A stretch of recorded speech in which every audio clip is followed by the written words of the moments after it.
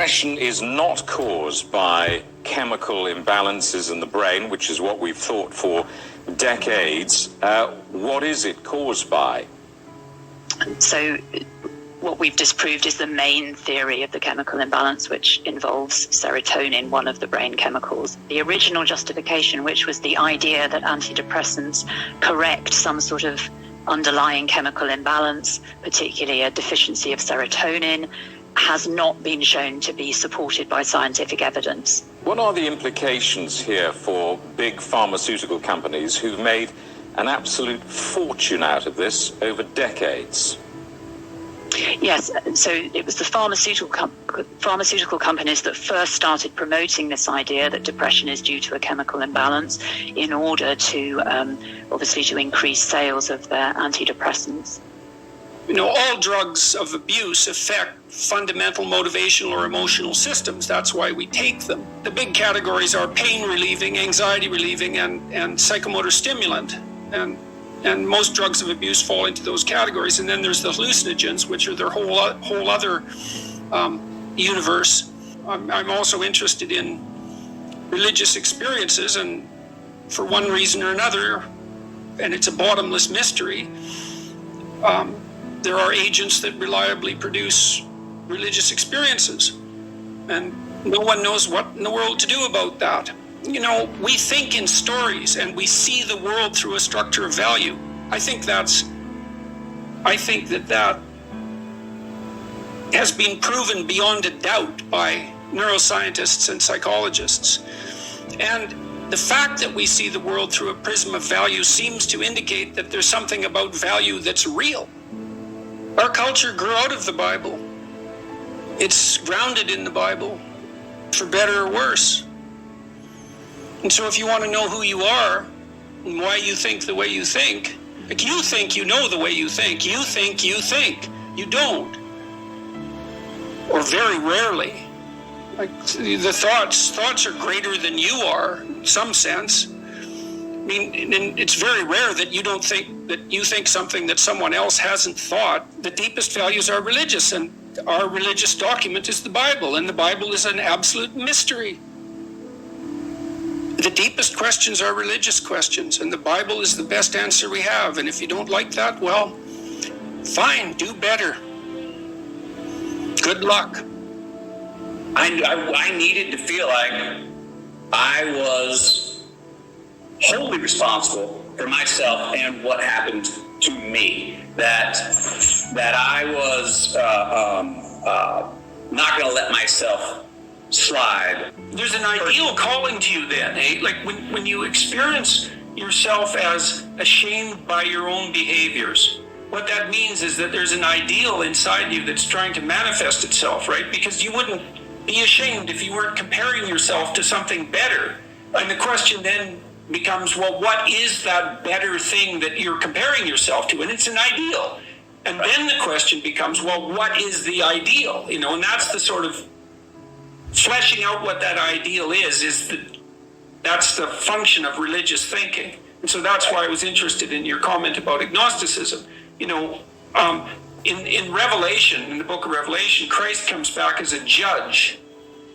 Even though he's a figure of mercy, let's say, he comes back as a judge. And the reason for that, this is from Carl Jung, the reason for that is that any ideal is a judge.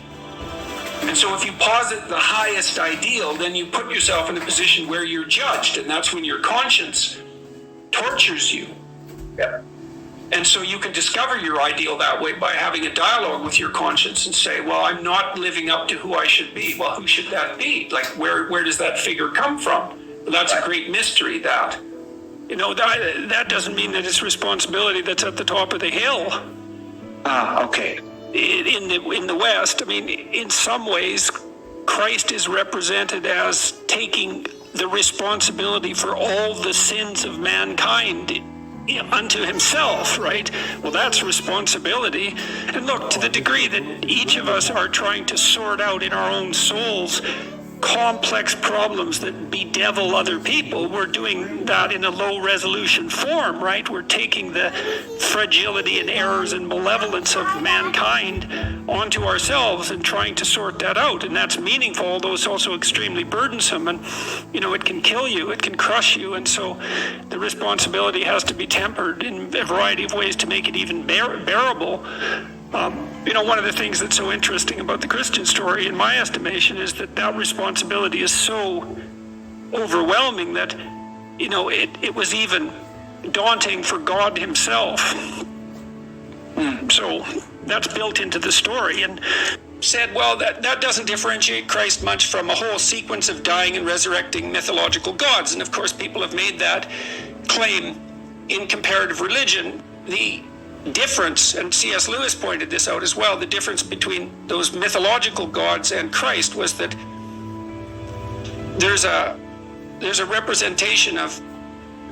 historical representation of his existence as well. Now you can debate whether or not that's genuine. You can debate about whether or not he actually lived and whether there's credible objective evidence for that, but it doesn't matter in some sense because it does, but there's a sense in which it doesn't matter because there's still a historical story. And so what you have in the figure of Christ is an actual person who actually lived, plus a myth. And in some sense, Christ is the union of those two things. The problem is I probably believe that, but I don't know. I'm amazed at my own belief, and I don't understand it. Because I've seen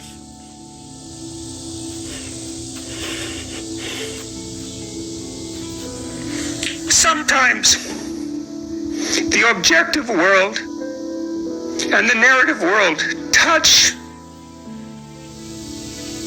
That's Jungian synchronicity. And I've seen that many times in my own life. And so in some sense, I believe it's undeniable. We have a narrative sense of the world. For me, that's been the world of morality. That's the world that tells us how to act. It's real. We treat it like it's real. It's not the objective world. But the narrative and the objective world touch. And the ultimate example of that, in principle, is supposed to be Christ. But I don't know that seems to me oddly plausible. Yeah. But I still don't know what to make of it. Partly because it's too terrifying a reality to fully believe. I don't even know what would happen to you if you fully believed it. And so I would say there's something like a central spirit that we're all driven to imitate. And it is the thing that we see as admirable across people. Yeah. And that points to something that we experience as religious. So the ultimate expression of that which compels imitation is indistinguishable from religious worship. It's not propositional. And what is it that we all share? Now, here's something else that I was thinking about. Right now we're speaking to one another in podcast form. So in some sense, we're copying this. You can think of this archetypally. In some sense, we're copying podcasts by doing so. When one is playing rock music, one is copying rock in some, because no one speaks with a twang. Where do you develop that? You're copying something. Then I thought, well, how far can you take that? When you're doing art in general, what are you copying? Okay, how far can that be taken? How about if right, man? Now that's exactly it. Right. How about if you're simply living, laying bare? What are you copying? Is by simply existing and living, is that a reflection of that? What you're copying is God's essence in some manner. That is abstracted completely. Well, I don't think there's any difference. I don't think there's any difference between imitation and worship. They're the same thing. That's why the Eastern Orthodox types lay such emphasis on the imitation of Christ. Well, you should worship. Well, Pajot, he says, well, that means enthusiastically celebrate, right? Raise to the highest position. Well, then you imitate that. You imitate that which is of most value. It's interesting when Christ comes back in the book of Revelation, and he's the judge, so he's separating the damned from the saved, let's say.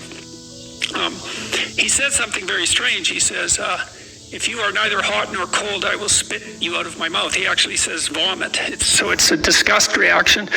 And it's this idea that the worst sin is to play both sides against the middle. that sometimes you'll lie and sometimes you'll tell the truth. You know, you won't commit to something because you want it both ways, and that's the worst possible. Well, so let's say you commit to lies. Well, maybe you'll find out pretty quickly that that's a hell of a thing to do and learn.